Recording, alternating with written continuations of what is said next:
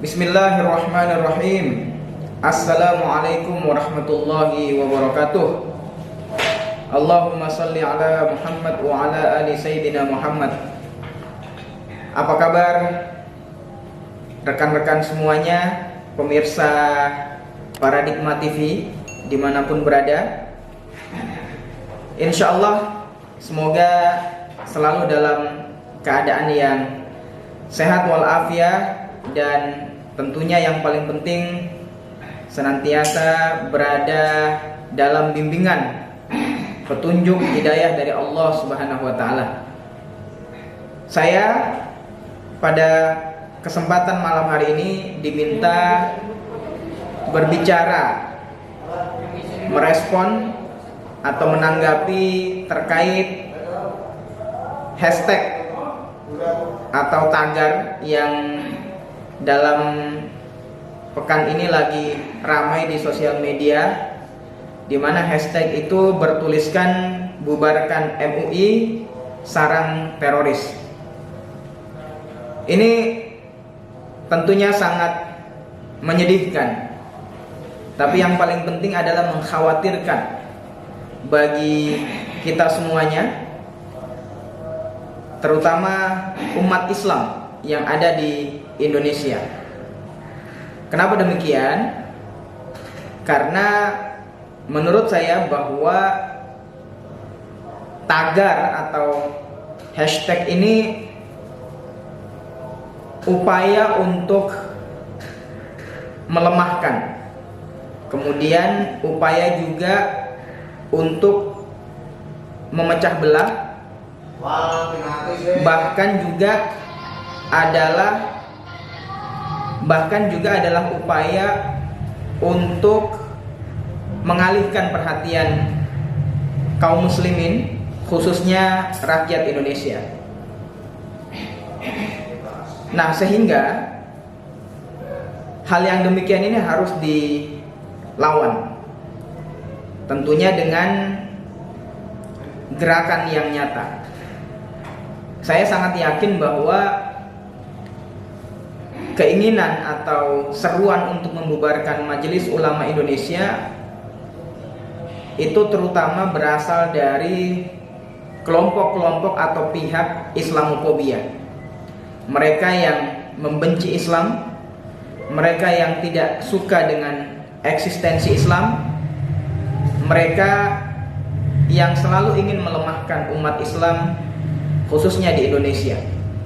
Bisa jadi juga dari buzzer-buzzer yang memang sampai hari ini pun kita masih harus akui bahwa situasi sosial masyarakat kita masih terjadi polarisasi sedemikian rupa. Dan saya yakin bahwa ini adalah by design. Nah, inilah yang harus segera diselesaikan oleh bangsa ini.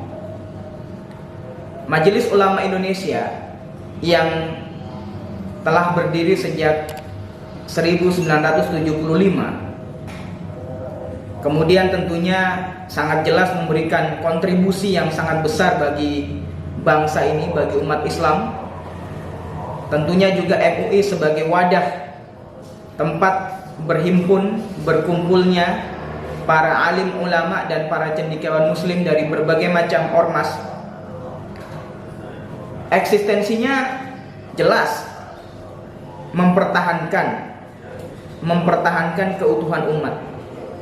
Nah, sehingga ketika ada pihak yang mencoba untuk menyerukan pembubaran MUI, maka saya teringat dengan beberapa puluh tahun yang lalu ketika HMI, karena saya adalah Ketua Umum Pengurus Besar Himpunan Mahasiswa Islam Majelis Penyelamat Organisasi PB HMI MPO, maka saya teringat dengan peristiwa beberapa puluh tahun yang lalu yang juga menimpa HMI ketika PKI atau Partai Komunis Indonesia mendesak kepada Bung Karno untuk membubarkan HMI.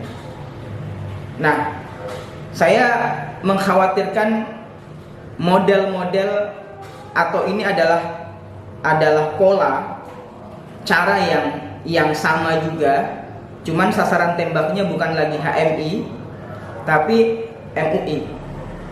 Kita tahu beberapa ormas Islam sebelumnya telah dibubarkan, seperti Hizbut Tahrir Indonesia. Kemudian yang paling terakhir adalah Front Pembela Islam.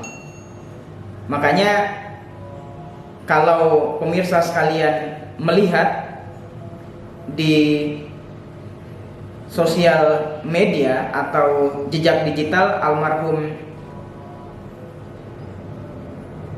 Tengku Zulkarnain, Kiai Haji Tengku Zulkarnain pernah bilang bahwa ada kemungkinan ke depan MUI juga akan dibubarkan. Nah, kira-kira seruan-seruan melalui hashtag pembubaran MUI itulah yang terjadi sesuai dengan apa yang diprediksi atau ditakutkan oleh almarhum. Nah, sehingga ini nggak bisa dibiarkan. Himpunan mahasiswa Islam, teman-teman pelajar, mahasiswa, pemuda yang terhimpun di dalam OKP, bahkan OKP Islam, ormas Islam, para cendekiawan, kalangan profesional, dan seluruh rakyat Indonesia harus bersatu padu menyerukan untuk membela MUI. Kalaupun misalnya terbukti Ustadz Ahmad Zain An-Najah yang merupakan anggota MUI, namun kemudian kan telah dinonaktifkan. Kalaupun nanti di meja persidangan terbukti sebagai terlibat dalam tindakan terorisme, maka tentunya itu tidak merepresentasikan, tidak mewakili organisasi MUI yang sangat besar, yang kemudian strukturnya dari pusat sampai ke daerah, tidak mewakili. Apalagi kalau kemudian ada pihak yang mencoba untuk selalu mengait-ngaitkan antara terorisme dan dengan Islam. Islam tegas, agama Islam, ad-dinul Islam, ajaran Islam yang dibawa oleh baginda Rasulullah Muhammad SAW kurang lebih 1400 tahun yang lalu, itu adalah agama yang mengajarkan tentang rahmatan lil alamin. Agama yang mengajarkan kasih sayang, agama yang mengajarkan cinta, rahmat bagi alam semesta. Sehingga tegas, tindakan teror, pemahaman tentang terorisme itu sangat bertentangan dengan ajaran Islam. Kalaupun dalam sejarahnya pelaku teroris ternyata mereka Muslim, itu sudah dipastikan bahwa keliru di dalam memahami ajaran agama Islam, di dalam menafsirkan atau menginterpretasi ajaran agama Islam. Saya tegas mengatakan bahwa Islam tidak identik atau bahkan Islam tegas menentang tindakan terorisme. Nah, apakah di dalam ajaran Islam ada ajaran jihad? Iya, ada. Kita nggak bisa mengatakan bahwa tidak ada ajaran jihad. Apakah ada ajaran berperang? Ada. Tetapi tentu berjihad, berperang, bahkan membunuh musuh, dalam hal ini adalah mereka-mereka yang memerangi umat Islam menjadi musuh-musuh Allah, tentu itu hanya dapat dilakukan dalam ketentuan-ketentuan syariat.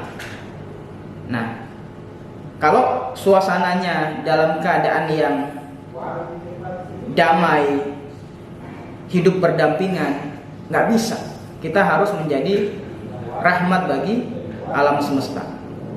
Nah, tadi saya mengatakan bahwa ini bisa jadi selain memang kebencian terhadap kelompok Islamofobia terhadap umat Islam, kemudian ingin melemahkan eksistensi umat Islam yang sejatinya adalah bisa dikatakan pewaris sah dari bangsa ini, karena umat Islam dalam sejarahnya, para kiai, para alim ulama, para santri terlibat dalam perjuangan-perjuangan kemerdekaan. Bahkan rumusan Pancasila itu adalah kontribusi besar juga dari para kiai, para alim ulama. Jadi jangan coba kelompok-kelompok Islamofobia mencoba untuk mendelegitimasi peran umat Islam di bangsa ini.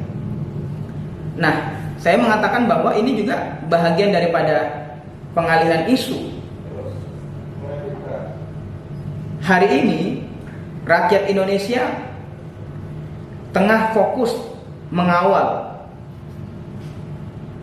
kinerja Presiden Joko Widodo dalam kurun waktu kurang lebih 7 tahun dia berkuasa. Ada beberapa persoalan yang harus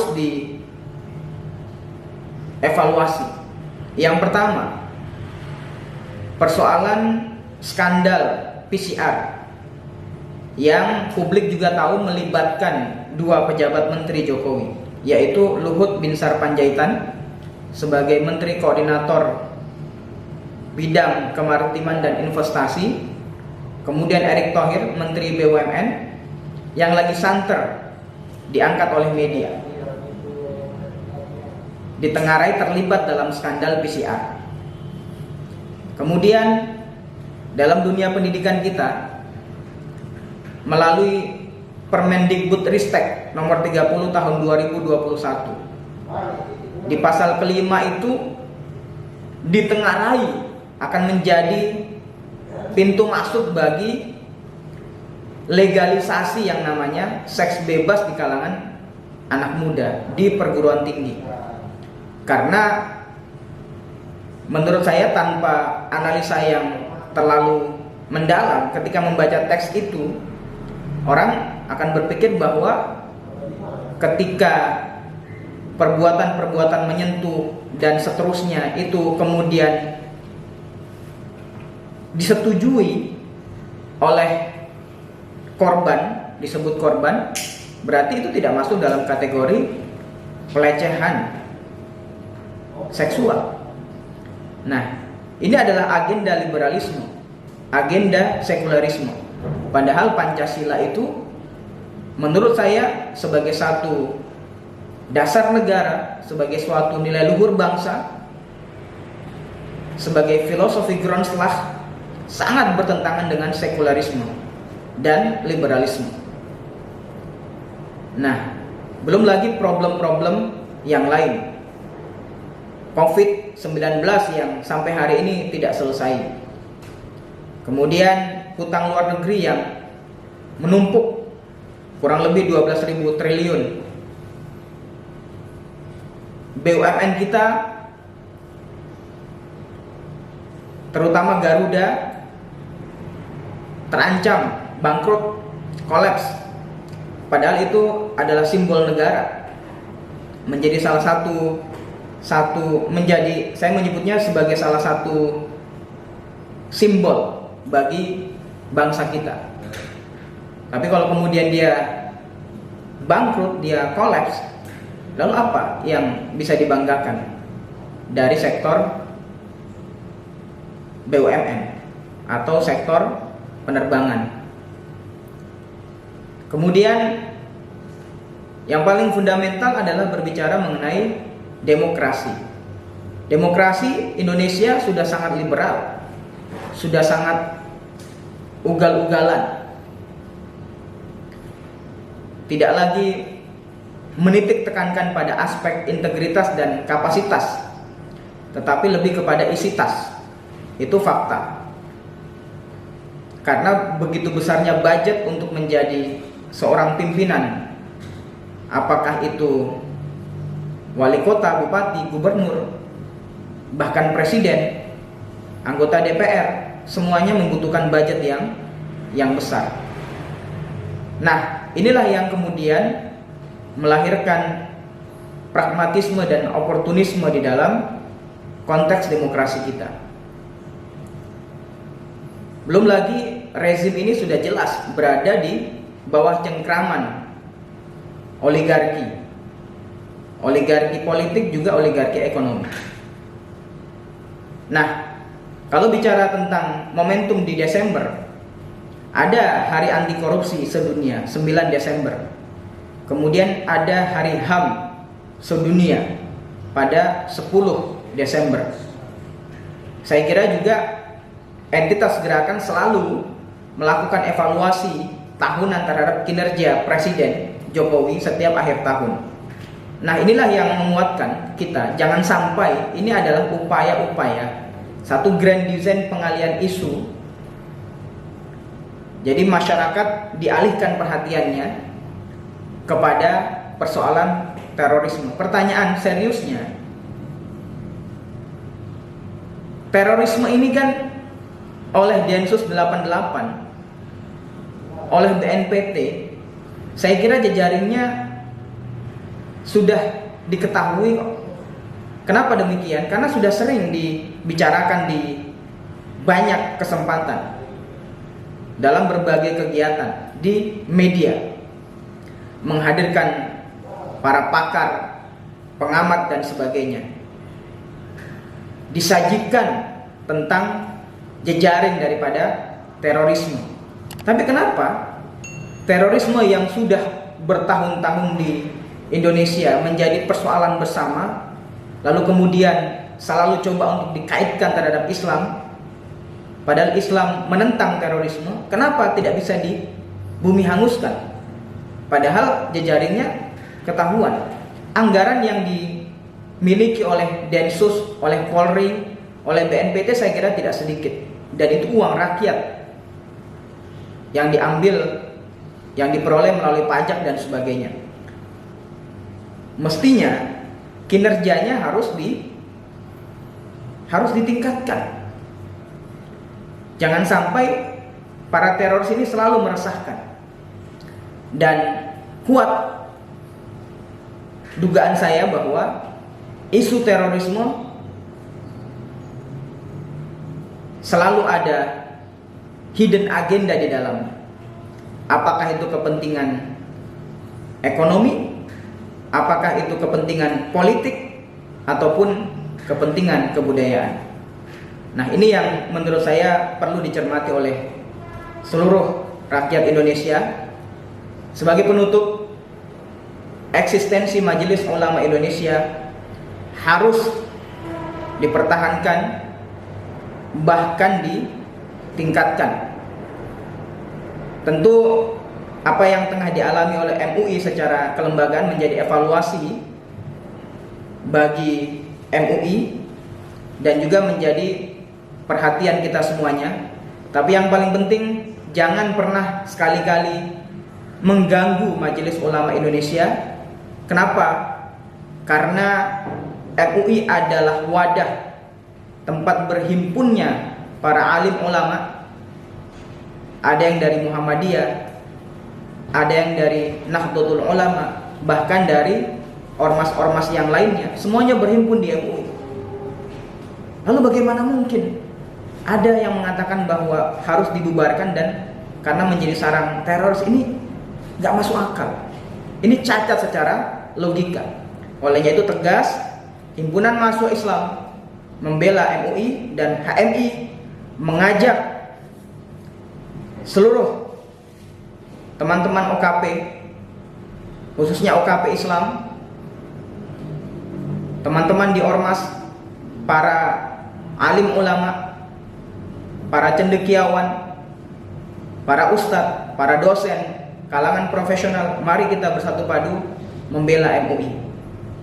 Jangan sampai apa yang pernah dilakukan oleh Partai Komunis Indonesia beberapa puluh tahun yang lalu, meminta kepada Soekarno untuk membubarkan HMI, itu terjadi pada era hari ini. Jangan dibiarkan. Kenapa? Karena umat Islam memberikan kontribusi yang besar bagi keutuhan NKRI. Umat Islam memberikan kontribusi besar bagi 4 pilar kita di dalam berbangsa dan bernegara, yaitu Pancasila, Undang-Undang Dasar 1945, kemudian NKRI dan Bhinneka Tunggal Ika. Sekian, yakin usaha sampai. Wabillahi taufiq wal hidayah. Wassalamualaikum warahmatullahi wabarakatuh. Allahu Akbar.